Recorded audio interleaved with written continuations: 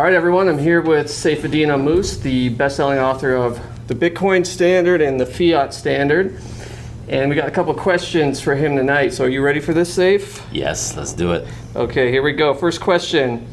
On a list of top 10 orange pillars, who do you think has orange pilled the most people? And where would you put yourself on that list? I don't know, it's difficult to say. I think I'd probably say Andreas Antonopoulos is probably number one. If not in terms of the total number of people he's orange pilled, I would say it's the second degree orange pilling. Like he's orange pilled most of the first generation or second generation of orange pillars.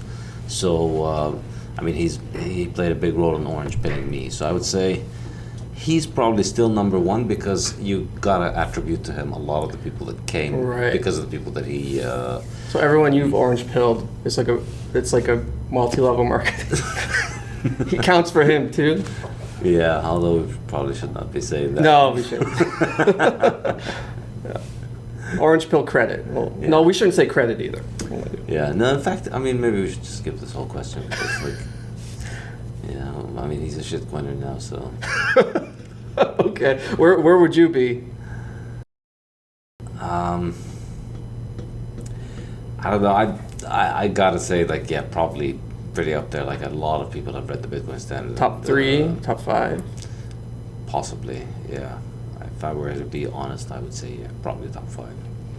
I was orange pilled as a result of the Bitcoin Standard. Now I was into altcoining, sort of loosely. Didn't really care too much, you know. But then I was trying to learn about Bitcoin, and I was like, man, no one could give me a straight answer. And I seen the Bitcoin Standard on Audible, and I was like, I didn't think that's what I needed. I was looking for a technical book, but I didn't know what I needed was a more economic type of take on it. And so when I read that, it was like, dumped all my alts and 100% into Bitcoin. So I've gotten this story quite a bit. Like a lot of people get into crypto in general because a friend or a cousin mentioned it and they were curious, but it never really clicked until they read the Bitcoin Standard and then they understand what they're doing. Yeah. So yeah. All right, so question 2, let's keep it going here. If you had to give someone one book, excluding your own, to orange pill them, which book would you give them? Ironically, or funnily enough, I would say it would not even be a Bitcoin book. It would probably be a book that was written before Bitcoin even came about. It's a book called Gold Wars. And I think it was a huge inspiration behind the Bitcoin Standard. A lot of the Bitcoin Standard was written because of things that I learned from the Gold Wars book. So it's a book by a guy called Ferdinand Lips, and it's called Gold Wars. And it's about the history of the global monetary system around gold and how gold lost this monetary role in the 20th century. I think it's enormously important. Even without mentioning Bitcoin, I think it'll have you ready for the right frame of mind for understanding why Bitcoin. Yeah. All right, everyone, go out and get Gold Wars. You can find a PDF online. It's an old book. Yeah. I remember listening to the Bitcoin Standard the first time. I'm like halfway through it. Is this book even about Bitcoin yet? There's so much history and about gold and all that. So here's a question. This is just my own question. It might be a stupid question. It might be common knowledge, but anyways, I'll ask it. Did you orange pill Michael Saylor? I mean, not directly. I just, I only found out about him after his company had bought Bitcoin. And he'd read the book by that point. So I wasn't the one who orange pilled him directly, personally. But I know the guy who orange pilled him, Eric Weiss. And he says my book played an important role in it. And Michael Saylor himself says the book was instrumental. He says it in the foreword for the book. Yes. Basically, he says it was instrumental in formulating their thesis on why they should hold it as a cash asset. Amazing. Here's a fun one. If you could orange pill one professional athlete or celebrity, who would that be and what would you tell him? I think I'd go with Mohamed Salah at Liverpool. I'm a Liverpool fan, and I'm a big fan of Egypt, Egyptians in general. I like Egyptian music, and I'm from Palestine, which is very close to Egypt.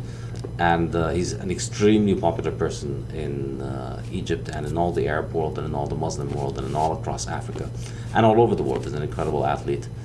And I think he's got a huge audience, so I think if he starts shilling Bitcoin, it would be a big victory for Bitcoin. And I think it would get a lot of people, particularly in the Muslim world, because I really believe Bitcoin is an enormously powerful solution for people in the Muslim world, because it is, I believe it's their Sharia compliant way of using modern money that can travel around the world, Right.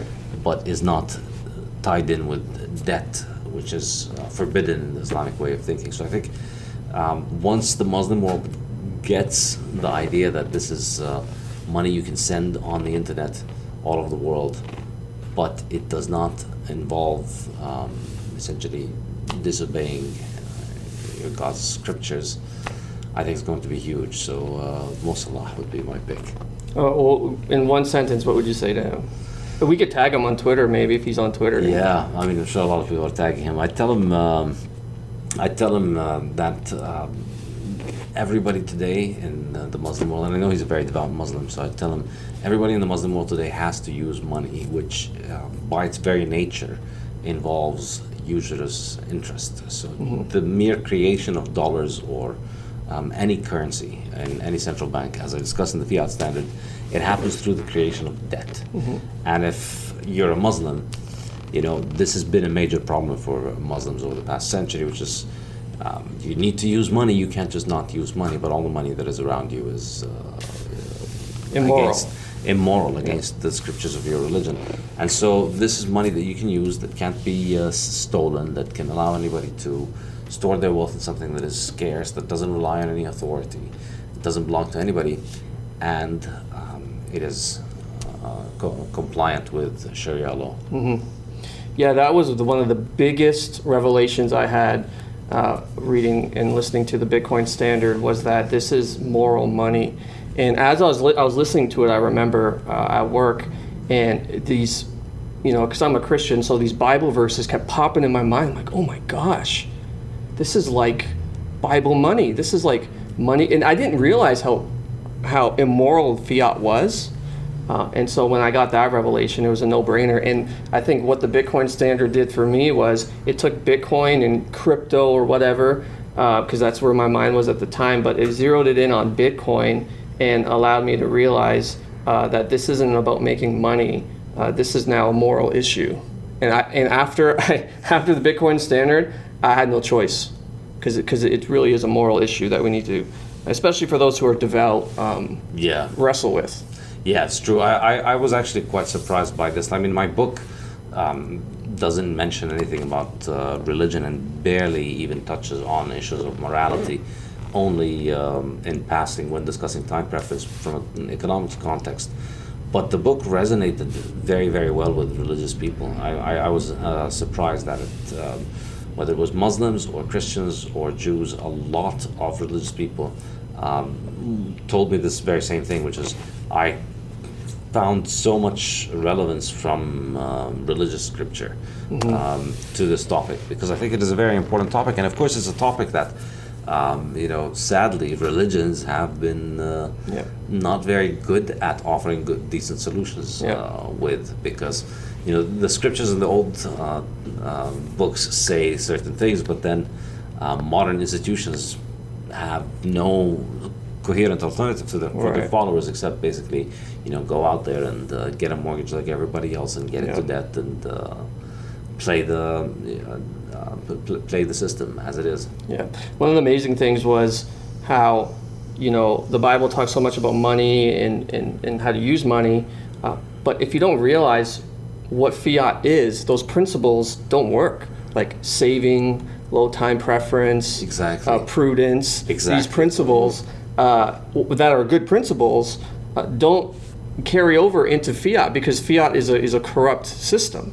And so if you're prudent and saving and you're doing these things that the scriptures are telling you to do, you get burnt. Exactly, and this is really why we can understand why this has been such a really upside down world, because virtue is punished and vice is rewarded. Yeah, that's exactly right. All right, let's keep this train going. Which dead? Now they have to be dead. In the ground, not spiritually dead. Like I won't name names. Which dead historical figure would most certainly, in your opinion, be a Bitcoiner today, and why do you say that?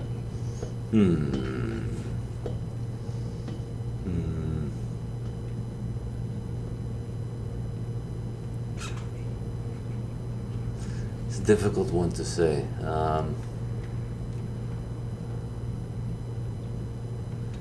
I mean, I guess with most historical figures, it's... I mean, if they made the headlines, they did it because they, if we still remember them, it's usually because they did nasty things. So, not many. I mean, obviously, there's the propaganda for the historical figures that did it, that tried to justify what they did. But it's predominantly statist. So I guess, following up from the previous question, I would have to come up with something like probably religious figures. I'd say I don't know if maybe this is too controversial, but probably religious prophets would probably have digged Bitcoin, I think. Yeah, well, most of the prophets, actually all of the prophets were quite, not comfortable, but what's the word I'm looking for? They understood what it meant to go against the grain, to have everybody against them. So and I think you can find a lot of parallels in religious stories to essentially what Bitcoin does in a way that is kind of powerful.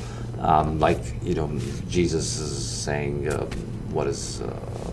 Kicking the bankers out of the temple, or saying what is for Jesus, what is for Caesar, and what is I forget the exact phrasing. Give to Caesar what is Caesar, and to God what is God's. Exactly. Yeah. Yes. And so I think these are very much Bitcoin compatible statements. Yes, I agree. I think Jesus would have been a Bitcoiner. I get some flack for that from the non-Bitcoiner Christians, but I think you're absolutely right that he would. There's no way he would stand for the fiat system. That's for sure. Yeah, I mean, it doesn't get more powerful as a way of separating money from the state than just than Bitcoin. Yeah. Okay. This is an interesting one. I'm very excited to hear who you pick. If there was a reward that was given out to the person who best exemplifies the principles, standards, and values of Bitcoin maximalism, excluding Satoshi, who would you give it to and why? I don't know, man. I guess, really, to be honest, there'd be no reward. It would be that there'd be nobody, because you give them an award and then it goes to their head. Yes. And soon enough, they're shilling a shitcoin. So, that's a good answer. The reward would be we all get together and burn the reward. And, all maximalists get the reward. Exactly. And the reward is Bitcoin. How about that for an answer? The reward is you keep your Bitcoin, because we don't get to have a boss and then turn him into a single point of failure. Yes, exactly. Perfect answer. I like that. And on the flip side of that question, if there was a reward given out to the politician, it doesn't have to be a politician, but I'll ask it this way, given out to the politician who best exemplifies the values, principles, standards of fiat, who would get that reward and why would you give it to that person? I mean, there's so many outstanding candidates for that one. We live in a world, it's a clown world. It's full of clowns that are clowning out there because they're fiat funded. Where do you begin? I mean, since we're here in Ontario, I guess we may as well pay a nod to local contenders. The premier of this province is certainly up there. One of my most abiding memories of the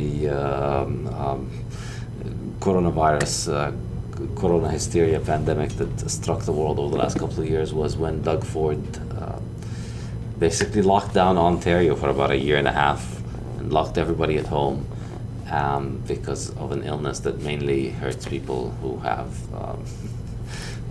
diabetes and obesity, and then went on TV and taught everybody how to cook cheesecake, which with massive quantities of sugar. Do you remember what his shirt said?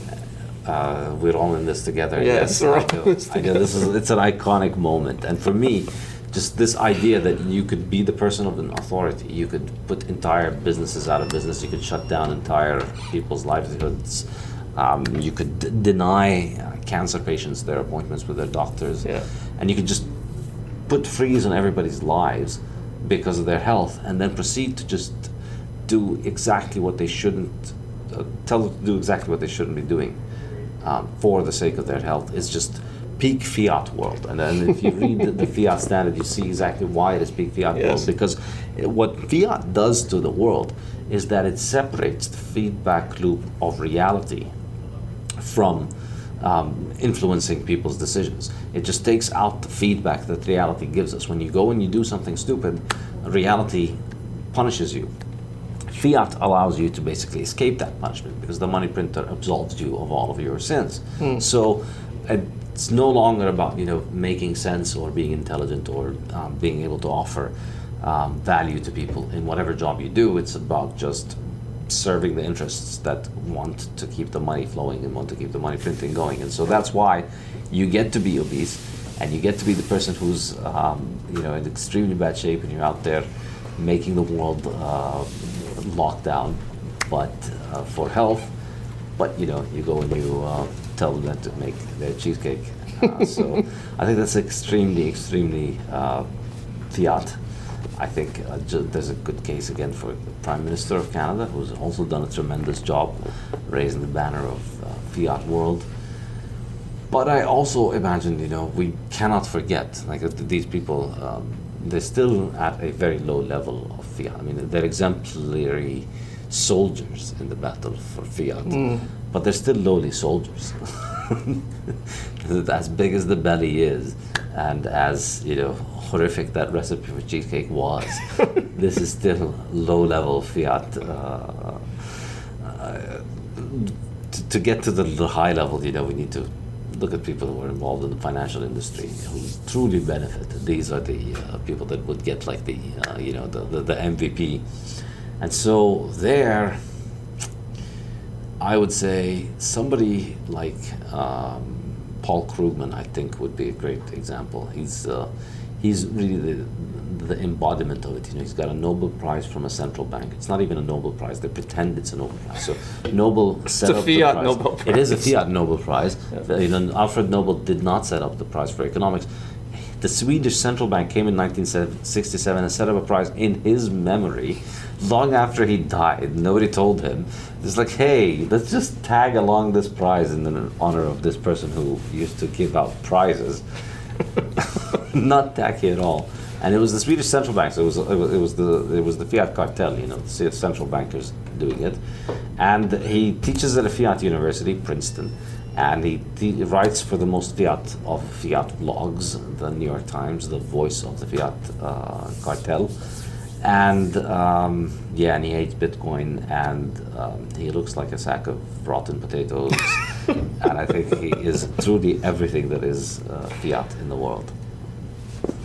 Good answer. I agree with Doug Ford. It blew my mind that this individual was telling his constituents that closing gyms was a good idea when he had never donned the halls of a gym probably in his life. So that was quite ironic. Yeah. Is there anything Bitcoin can't fix? Things that are not a problem cannot be fixed by Bitcoin. So, there are some Bitcoin extremists that take things too far and say Bitcoin fixes everything. And while I sympathize, it's not true because some things don't need fixing. But if something is a problem, then yes, Bitcoin fixes it. So yeah, Bitcoin only fixes problems. If it's not fixed by Bitcoin, then it's not a problem. Fair enough. Do you really only eat meat? Like, really? Is that really? You never have an apple or a potato on the side? It's just, is this true? Yeah. I mean, I'll occasionally have an olive, a pickle. Pickles are, because they're pickled, they're not exactly plant food. They've been turned into bacteria. So you're kind of eating bacteria, which is not quite plants. But yeah, meat and water. So what do you tell people that say, like, that's very unhealthy? Do you even bother? Or usually, what helps is, honestly, if you don't eat meat, you're usually not very healthy. So they look very unhealthy. So I just tell them, have you considered that maybe you're wrong? Look at the mirror, and that usually does the trick. Is veganism the peak fiat diet? Pretty much, yeah. Well, I mean, you could say so, yeah. I mean, the whole fiat century has been trying to convince people to eat plants instead of meat because they can be produced and processed much cheaper. Mm-hmm. Yeah. Perfect. Well, on that wonderful note, it's been Saifedean Ammous here with us in Windsor, Ontario. Thanks a lot, Saif. Appreciate it. Thank you for having me, Alan. Thank you. See you.